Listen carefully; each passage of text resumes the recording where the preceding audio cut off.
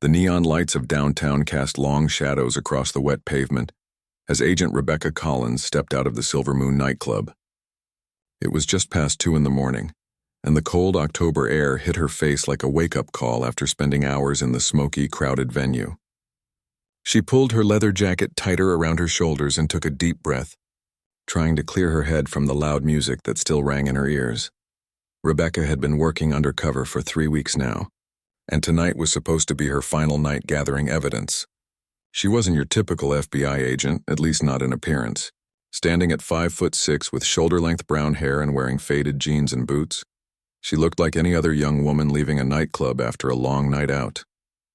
But beneath that casual exterior was a trained federal agent with 7 years of experience and a sharp mind for details. The case she was working on involved a complex money laundering operation that the FBI suspected was running through several downtown businesses, including the Silver Moon nightclub. For weeks, she had been playing the role of Kelly, a party-loving college dropout who worked part-time jobs and spent her nights drinking and dancing. It wasn't easy pretending to be someone completely different, but Rebecca was good at her job.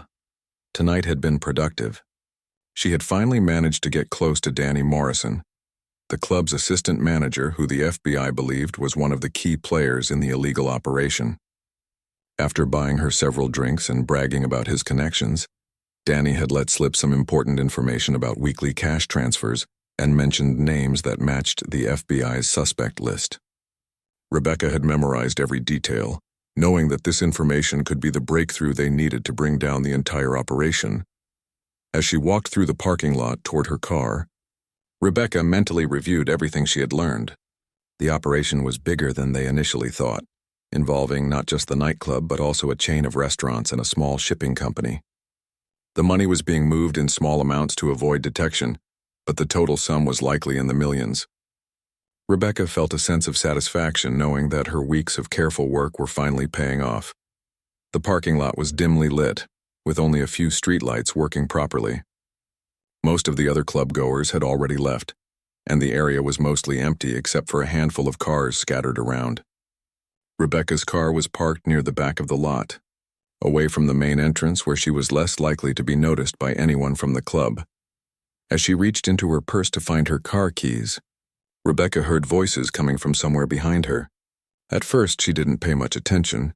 It wasn't unusual for people to be talking in a parking lot after the clubs closed. But something about the tone of the voices made her pause. There was an urgency to them, and one voice sounded distressed. Rebecca stopped walking and listened more carefully. She could make out what sounded like 2 male voices and 1 female voice. The woman sounded scared and the men sounded angry or impatient. Every instinct Rebecca had developed as an FBI agent told her that something wasn't right. She slowly turned around and scanned the parking lot, trying to locate where the voices were coming from. Near the far end of the lot, partially hidden behind a large van, she could see the shadows of 3 people. The woman appeared to be struggling, and the 2 men seemed to be trying to force her toward the van. Rebecca's heart rate immediately increased. As an FBI agent, she was trained to recognize dangerous situations, and this definitely qualified as one. The problem was that she was completely alone, with no backup nearby, and she was supposed to be maintaining her cover as Kelly, not revealing her true identity as a federal agent.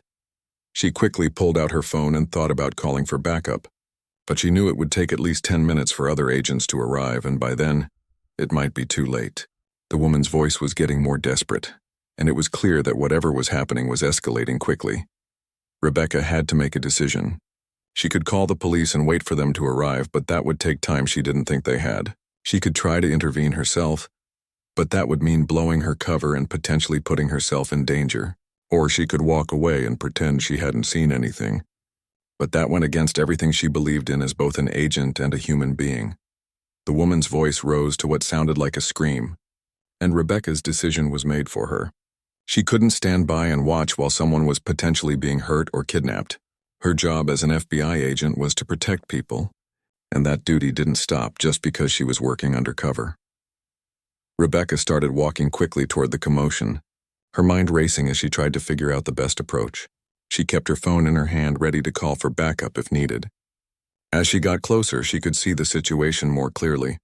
Two men in dark clothing were definitely trying to force a young woman into the back of a white van.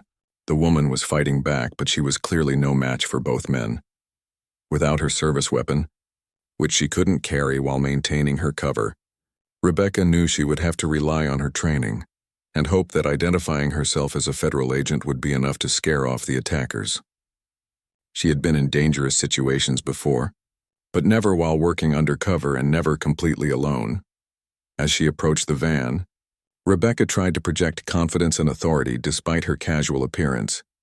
She had learned that sometimes the element of surprise and a strong voice could be just as effective as a weapon in stopping a crime in progress.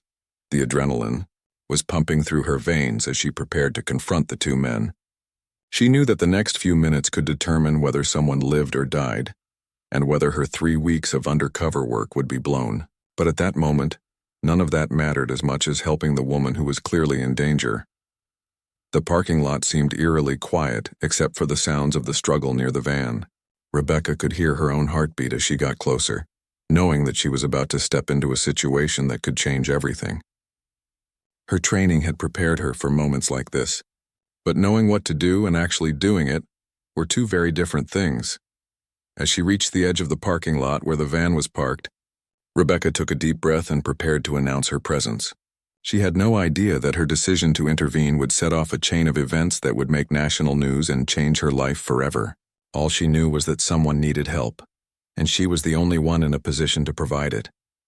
The next few minutes would test everything she had learned in her 7 years as an FBI agent, and challenge her in ways she never expected.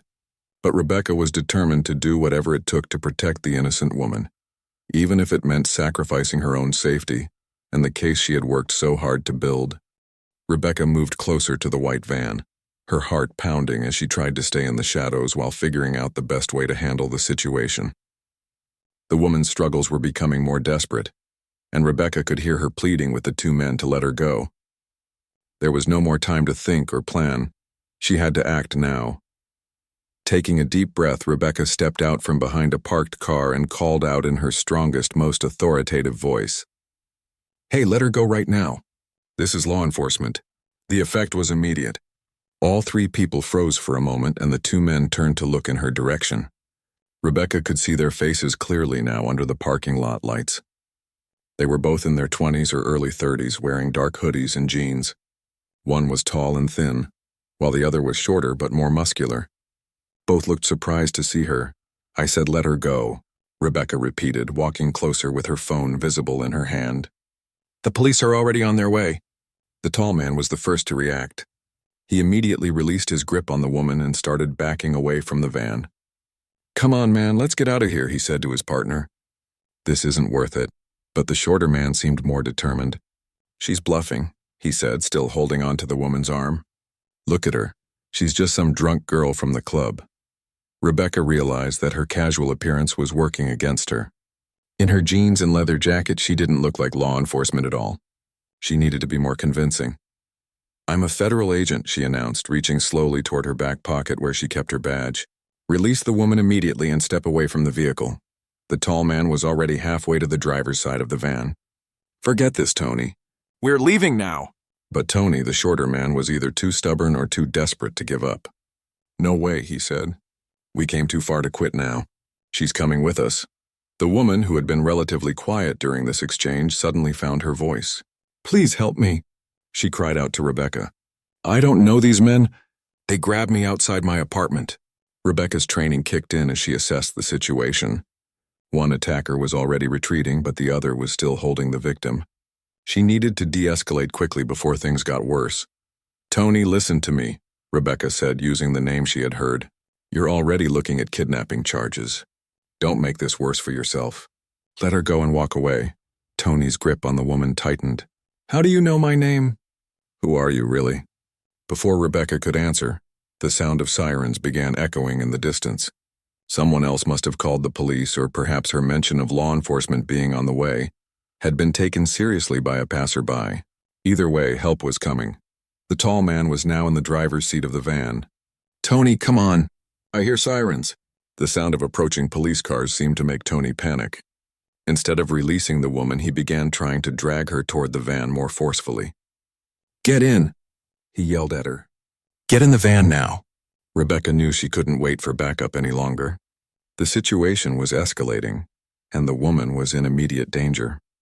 She started moving toward Tony, her badge now visible in her hand. "Federal agent," she shouted. "Release her now or you're going to face federal charges." But in the chaos and poor lighting of the parking lot, several things happened at once that would change everything. The woman, in her panic and confusion, began screaming and pointing not just at Tony, but at Rebecca as well. To someone arriving on the scene, it might look like Rebecca was part of the group threatening the woman.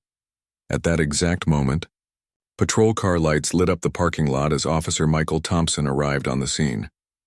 Thompson was a 5-year veteran of the local police force, known for his quick response times and no-nonsense approach to law enforcement. He had received a call about a possible assault in progress and had rushed to the scene. What Thompson saw as he stepped out of his patrol car was confusing and alarming. There was a white van with a man in the driver's seat, another man holding a struggling woman, and a third person who appeared to be involved in the situation. The woman was screaming and pointing at multiple people, and everyone seemed to be shouting at once. In the darkness and chaos, Thompson couldn't immediately tell who was the victim and who were the perpetrators. The person with the badge, Rebecca, was dressed like a civilian and didn't look like any law enforcement officer he knew.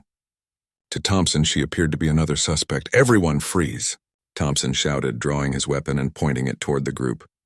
"Police, nobody move."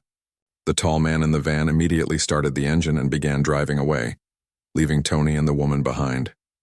Tony, realizing he was now alone and outnumbered, finally released the woman and started to run in the opposite direction. But the woman, traumatized and confused by everything that had happened, didn't run toward the safety of the police officer. Instead, she continued screaming and pointing at Rebecca, who was still holding her badge. "She was with them," the woman yelled, her voice shaking with fear. "She was helping them. She's one of them." Thompson, trying to make sense of a chaotic situation in poor lighting, saw what appeared to be a female suspect who matched the general description he had received over the radio. Rebecca was young, casually dressed, and according to the apparent victim, had been involved in the crime. "Drop whatever you're holding and get on the ground," Thompson commanded, pointing his weapon at Rebecca.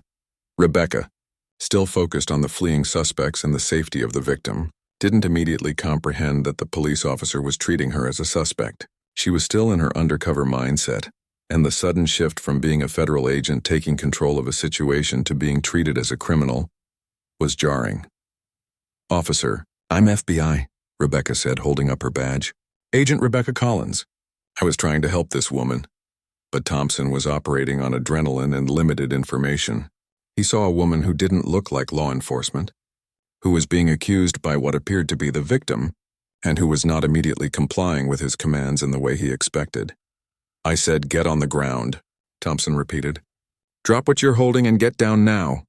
Rebecca, frustrated and still partially in character from her undercover work, didn't respond the way a typical off-duty agent might. Her weeks of pretending to be someone else had affected her behavior, and she wasn't immediately switching back to her professional demeanor. "Look at my badge," she said, taking a step toward Thompson. "I'm a federal agent. These men were trying to kidnap this woman. I intervened to help her." Thompson, seeing what he interpreted as a suspect approaching him despite his commands, felt his training kick in. The situation was chaotic. He was alone until backup arrived, and he believed he was dealing with multiple suspects who might be dangerous. The stage was set for a confrontation that would shock everyone involved and make headlines across the country. Neither Rebecca nor Thompson realized that they were both trying to do their jobs and protect people, but a series of misunderstandings and split-second decisions were about to create a situation that no one could have predicted.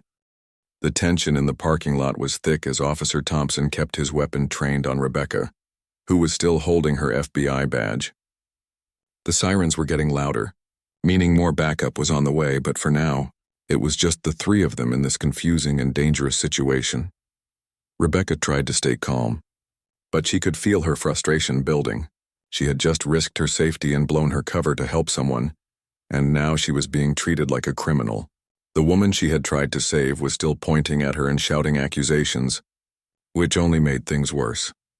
"Ma'am, I need you to listen to me carefully," Rebecca said to Thompson.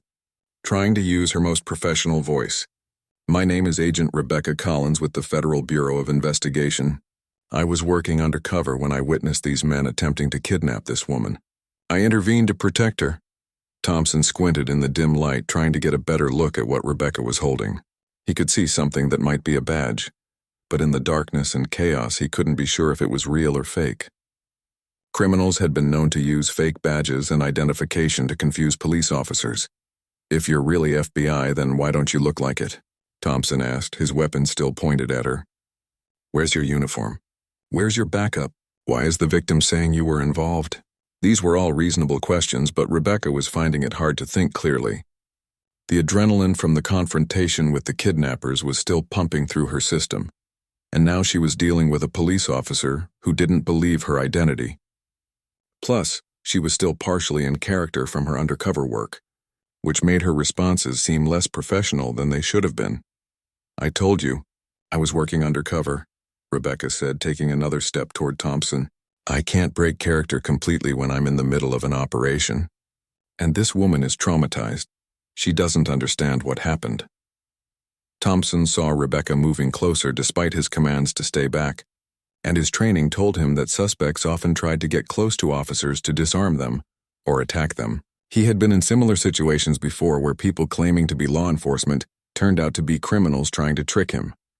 "Stay back," Thompson ordered. "I don't care what you say you are. Right now you're acting like a suspect who won't follow orders." The woman who had been the target of the kidnapping attempt was now standing near Thompson's patrol car, still shaking and confused. She had been through a traumatic experience, and in her frightened state, she wasn't thinking clearly about who had actually helped her and who had tried to hurt her. "Officer?" "She was definitely with those men," the woman insisted. "I saw her talking to them." "She's lying about being police." Rebecca felt a surge of anger at the false accusation. "That's not true," she said, her voice rising. "I was trying to save you. Those men were putting you in their van and I stopped them." But her emotional response only made her seem less credible to Thompson. In his experience, real law enforcement officers usually stayed calm and professional, even in stressful situations. Rebecca's behavior was making him more suspicious, not less. "Real agents don't act like this," Thompson said. "Real agents have backup. Real agents coordinate with local police. You're just some woman with a fake badge trying to talk your way out of trouble." Rebecca realized that her weeks of undercover work had changed her behavior in ways she hadn't anticipated.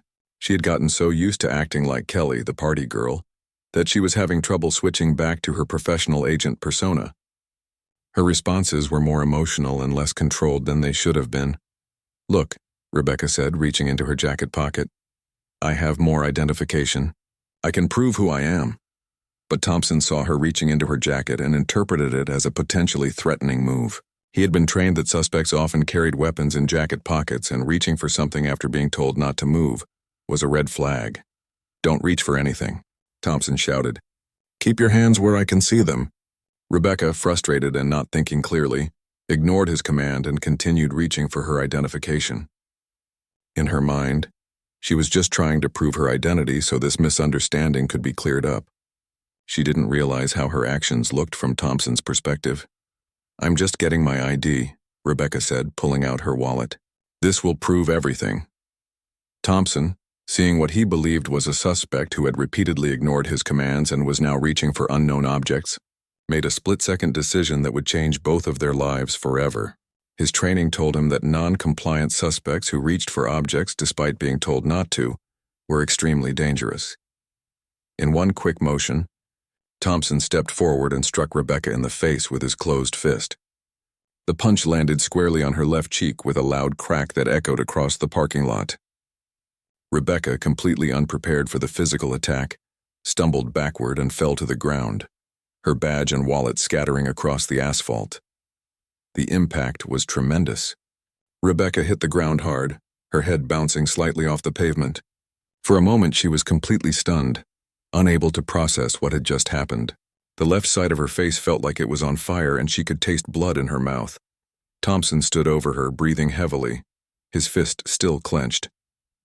He had acted on instinct and training, but now that the immediate threat was neutralized, he was starting to have doubts about what he had done. The woman who had been the kidnapping victim gasped and covered her mouth with her hands.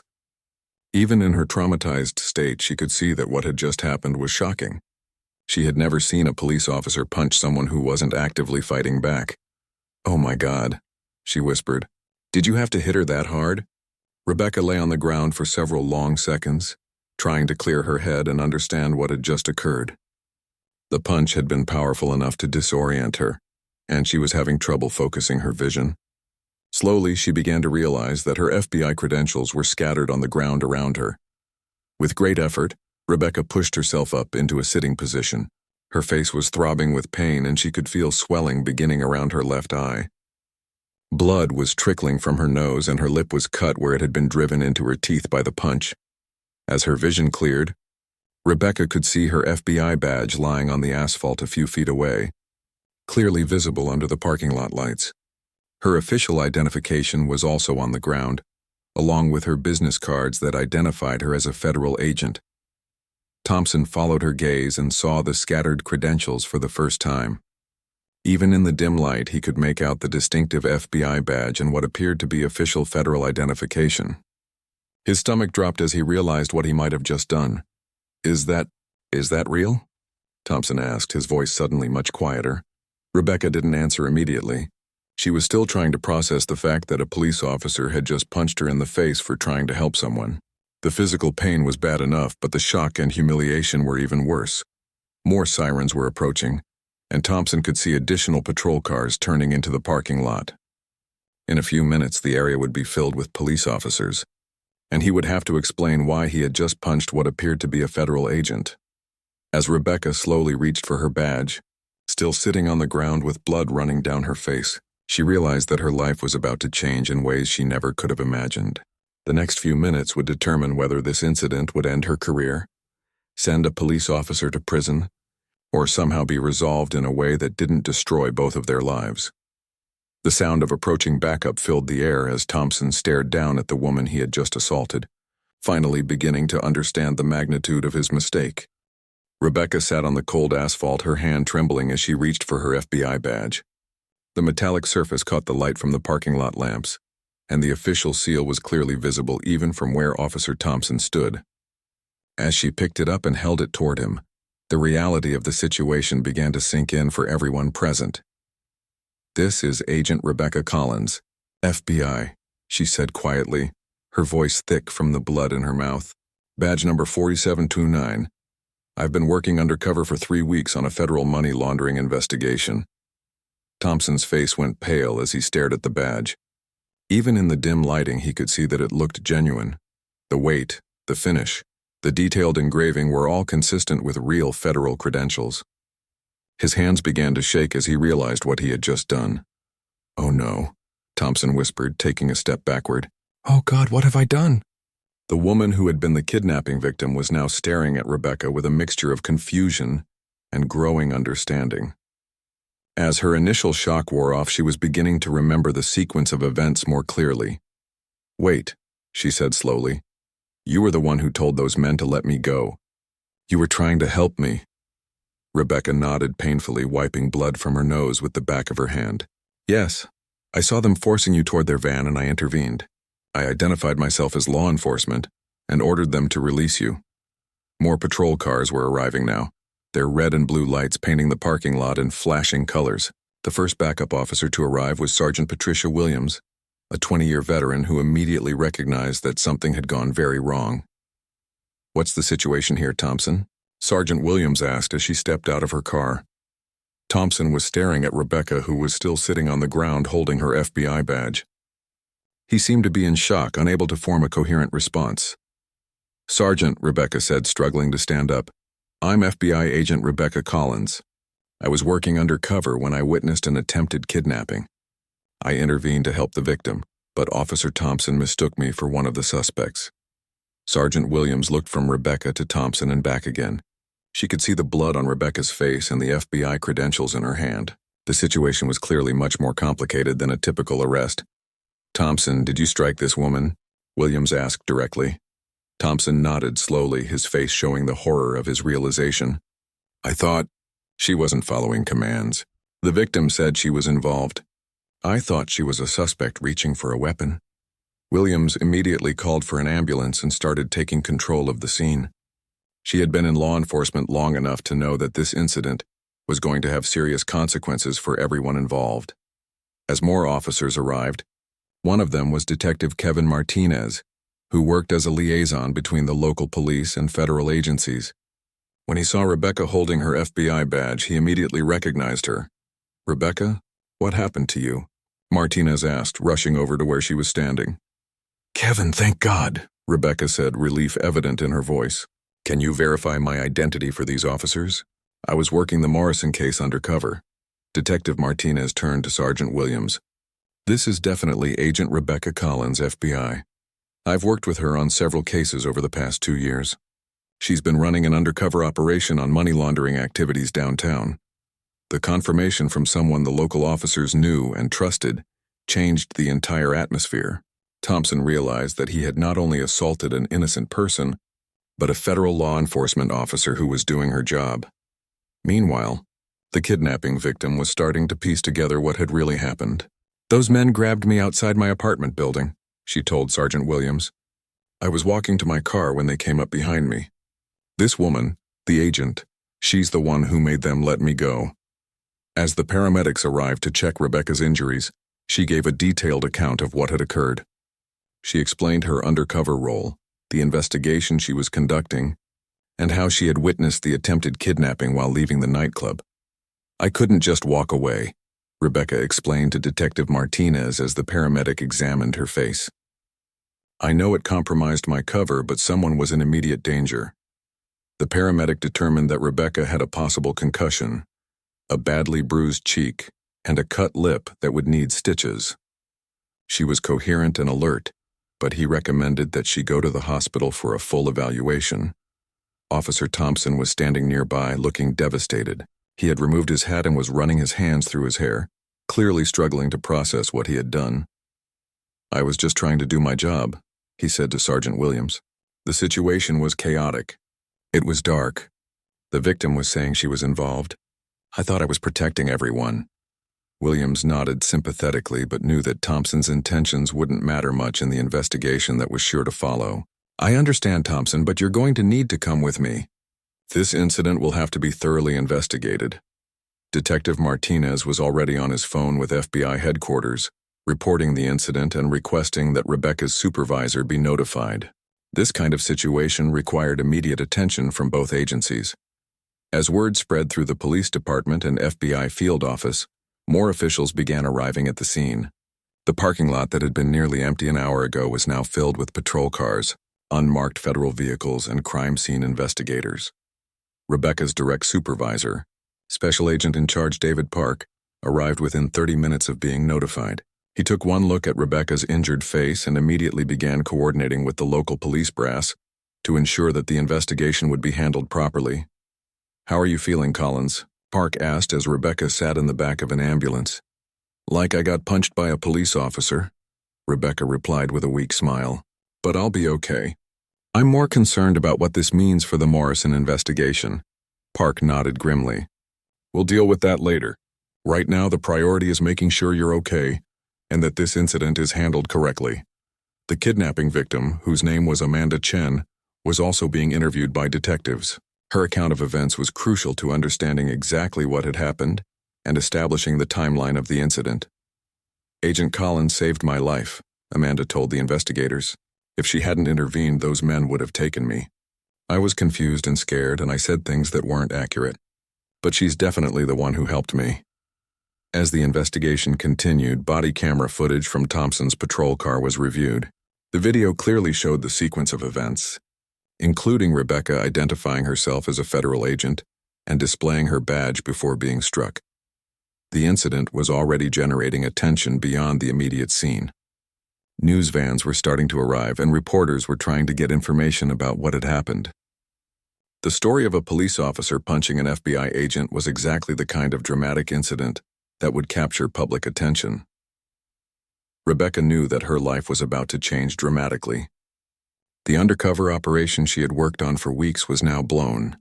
The money laundering investigation would have to be restructured, and she would be at the center of a high-profile incident that would likely make national news. As she was transported to the hospital for treatment, Rebecca reflected on the chain of events that had led to this moment. Her decision to help Amanda had been the right thing to do, but the consequences were far beyond anything she could have anticipated. The revelation of her true identity had stopped the immediate crisis, but it had also started a much larger one that would affect both her career and Thompson's future in law enforcement. The hospital emergency room was busy even at 3 in the morning, but Rebecca's case was given immediate priority when the staff learned she was an FBI agent who had been assaulted while on duty. Dr. Jennifer Walsh, the attending physician, carefully examined Rebecca's injuries while Detective Martinez waited nearby. "You have a mild concussion, significant bruising on your left cheek, and a cut on your lip that needed 4 stitches," Dr. Walsh explained as she finished her examination. "The good news is that there's no permanent damage, but you'll need to take it easy for at least a week." Rebecca touched her swollen face gingerly. "How long before the bruising goes away?" 2 to 3 weeks for the worst of it, Dr. Walsh replied. "You're going to look like you've been in a boxing match for a while." As Rebecca received treatment, the incident was already making waves throughout both the FBI and local police department. Internal affairs investigators from the police department were interviewing Officer Thompson, while FBI supervisors were trying to determine how to handle the situation. Special Agent in Charge David Park was fielding phone calls from Washington, where news of the incident had reached FBI headquarters. An agent being assaulted by local police was the kind of situation that could strain interagency relationships and create significant political problems. "Yes, sir, I understand the sensitivity," Park said into his phone while pacing the hospital hallway. Agent Collins was performing her duties appropriately. "This appears to be a case of mistaken identity that escalated due to poor communication and unfortunate circumstances." Meanwhile, at the police station, Officer Thompson was meeting with his union representative and preparing for what he knew would be the most difficult interview of his career. The internal affairs investigators would want to know every detail of his decision-making process and whether he had followed proper procedures. "The key thing is to be completely honest," his union rep, Tom Bradley, advised him. "Explain your thought process at each step. You believed you were dealing with a dangerous suspect who wasn't following commands." Thompson nodded, but he couldn't shake the image of Rebecca sitting on the ground with blood on her face. "I keep thinking about how I could have handled it differently. Maybe if I had taken more time to look at her badge, or if I had waited for backup." "Second-guessing yourself won't help now," Bradley said. "You made split-second decisions based on the information you had. That's what police officers have to do every day." Back at the hospital, Rebecca was finally cleared to leave around dawn. The pain medication had helped with the throbbing in her face, but she knew the real pain was just beginning. Her undercover operation was completely blown, and she would have to start over on an investigation that had taken months to set up. Detective Martinez drove her home to her apartment, where she lived alone with her cat, Whiskers. As they pulled into her parking space, Martinez turned to her with a concerned expression. "Rebecca, you know this is going to be a big story, right? The media is already picking it up. You might want to prepare yourself for a lot of attention," Rebecca sighed. "I figured as much. FBI agent punched by police officer. That's not something that happens every day. The department is going to do everything they can to make this right," Martinez assured her. "Thompson is a good officer who made a mistake, but I know that doesn't make your face hurt any less." As Rebecca entered her apartment, she immediately went to the bathroom mirror to see the full extent of her injuries. The left side of her face was purple and swollen, making her barely recognizable. She looked like she had been in a serious accident. Over the next few hours, as Rebecca tried to rest, the story began spreading across news outlets. "FBI agent punched by police officer during undercover operation" was the headline on several major news websites. The story included details about the attempted kidnapping and the confusion that led to the assault. Rebecca's phone was constantly ringing with calls from reporters, FBI officials, and concerned friends and family members. She turned it off and tried to sleep, but the pain and the stress made rest nearly impossible. By afternoon, the incident had become a national story. Cable news channels were discussing the case, with legal experts debating whether Officer Thompson should face criminal charges and what this meant for police training programs. Amanda Chen, the kidnapping victim, was also being interviewed by news outlets. She was adamant that Rebecca had saved her life and that the officer had made a terrible mistake. "Agent Collins is a hero," Amanda told one reporter. "She risked her own safety to help me and then she got punched for it." It's completely wrong. The two men who had attempted to kidnap Amanda were arrested within 48 hours. The tall man, Robert Hayes, was caught when he tried to sell the van, while Tony Morrison was arrested at his apartment. Both were charged with attempted kidnapping and would face federal charges. Officer Thompson was placed on administrative leave while the investigation continued. He was struggling with guilt and anxiety, knowing that his career was probably over and that he might face criminal prosecution. "I can't stop thinking about it," Thompson told his wife, Jennifer, as they sat in their kitchen 3 days after the incident. "She was just trying to help someone and I hurt her. How do I live with that?" Jennifer took his hand.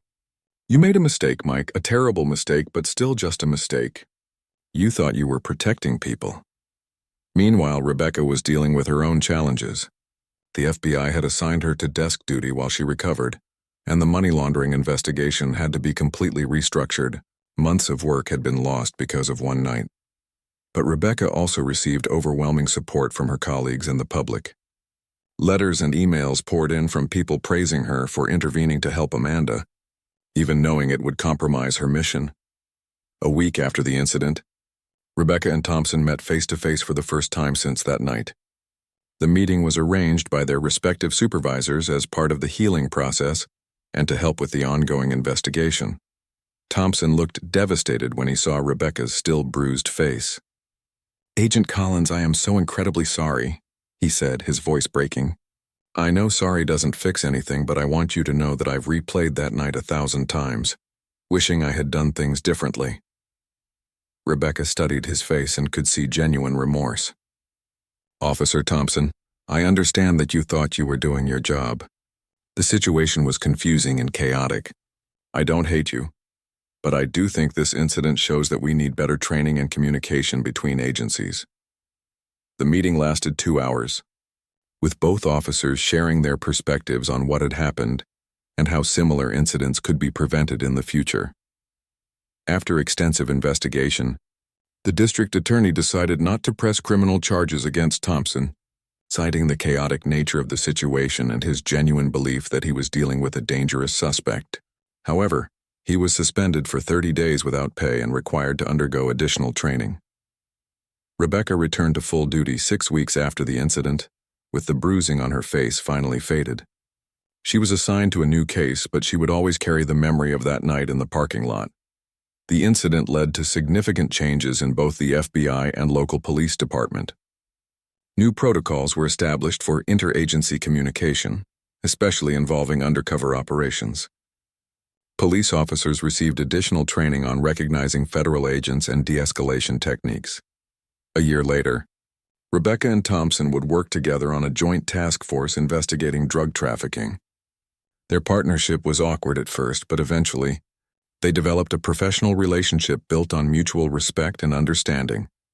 The case became a textbook example in law enforcement training programs across the country, illustrating how quickly situations can escalate and how important clear communication is in preventing misunderstandings. Amanda. Chen kept in touch with Rebecca and often spoke publicly about the importance of bystander intervention and how one person's courage can make all the difference. She credited Rebecca with not only saving her from kidnapping, but also inspiring her to become more involved in community safety programs. For Rebecca, the incident was a turning point in her career. She became an advocate for better interagency cooperation and eventually moved into a training role, where she could help prevent similar incidents from happening to other agents. The parking lot where it all happened was eventually torn down to make way for a new development, but the lessons learned from that chaotic night continued to influence law enforcement, training, and procedures for years to come. Rebecca learned that sometimes doing the right thing comes with unexpected consequences, but that doesn't make it any less right. Her decision to help a stranger in danger had cost her physically and professionally, but it had also saved a life and led to important improvements in how law enforcement agencies work together. The story of the FBI agent who got punched for flashing her badge became more than just a headline. It became a reminder that even trained professionals can make mistakes when operating under pressure, and that understanding and forgiveness are just as important as accountability in building a better system of justice.